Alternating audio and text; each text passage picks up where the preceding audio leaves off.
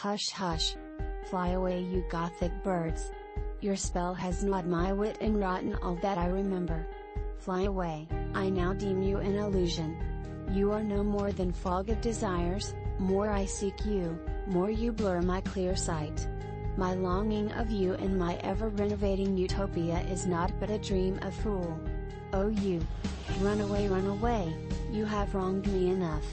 You encapsulate me when darkness is already enough, and you let people mock at me, for when I present you, you prove to be a mirage. Oh, you have stuffed my brains to a limit that nothing else finds a place. Perish away, be gone, for I have been cursed for too long. A beggar in the limelight of moon was saying such words while I stood amazed and perplexed. I wondered how a beggar in rags would speak in such fine tone.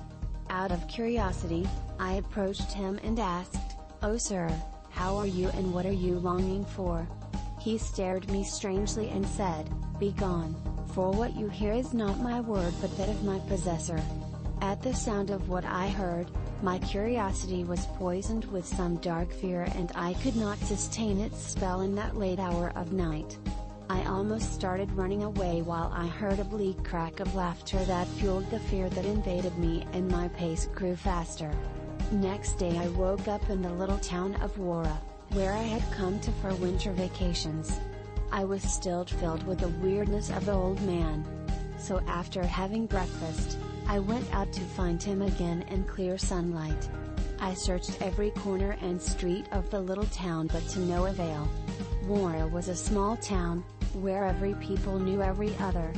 So I went straight to my uncle and asked, "Uncle, do you know the old man in rags who speak in English at that hour when moon is full?"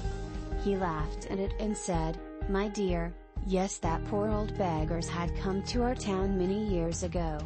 We don't know who is he or what is his name, but people call him Maandhho.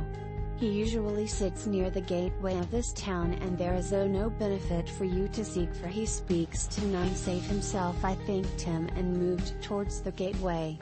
When I reached there, a family of 5 was entering the town, and besides the stream that flowed nearby, I saw him sitting.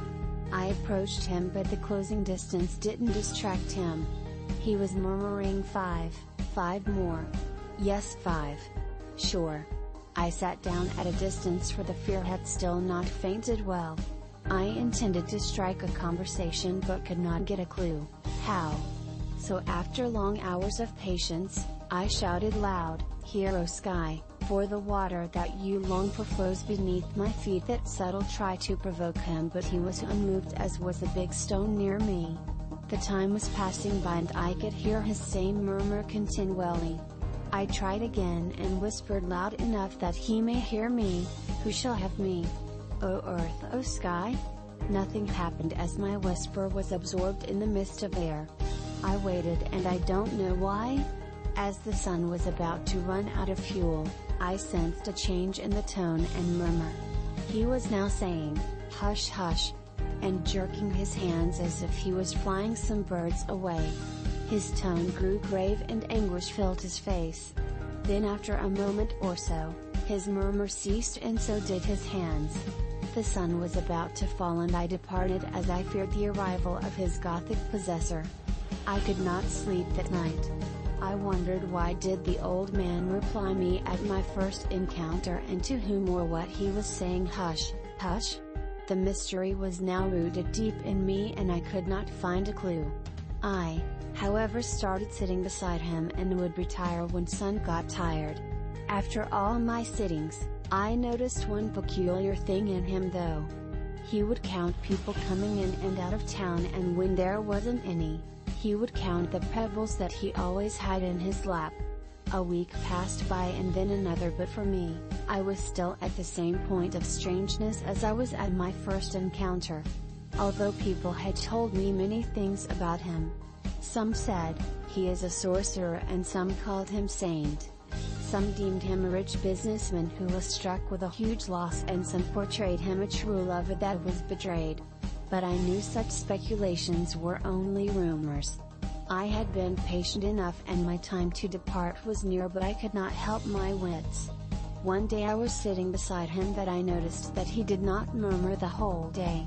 Neither he counted the people nor he had pebbles in his lap. It was a strange silence itself. When the sun grew pale and feeble, I sensed a sign of fear in him and he moved his lips without an audible utterance. I had to go after 2 days, so I braved myself and decided to stay a few moments more. When sunset finally, his words started being audible and I could hear him say, "Come, for I don't loathe you, at least." Moon rose on its night shift and the sun was finally relieved. The old man in rags and walked into the city like a Victorian. He went on to the same place where I first encountered him. I followed him. After long, he raised his voice and prophetically said, "Come home, O pigeon of sorrow. Drink from my waters of ecstasy. O eagle of misery, filled with wine of conscience, feed on my flesh. Come here for you hunger may reawaken." He sat down elegantly on a rock nearby. The fear of my first night rekindled, but my curious longing managed to give me boost of bravery to stand my ground and hear him say a little more. He was however prophetic indeed. He did not ever looked at me the whole time. But only at a moment, when moon was full, his gaze struck me like a thunderstorm but froze in a cool breeze soon enough to have me hold my ground. And then, he was again taken away as if he did not see but a clump of clay. That night, I stood there for many long hours while the old man kept walking to and fro, speaking in a shallow tone. What I could comprehend was little, but I now recall that he said, "I am cursed, why you don't let go of me. Oh my thought, oh my love, why I let you in, why I let you in."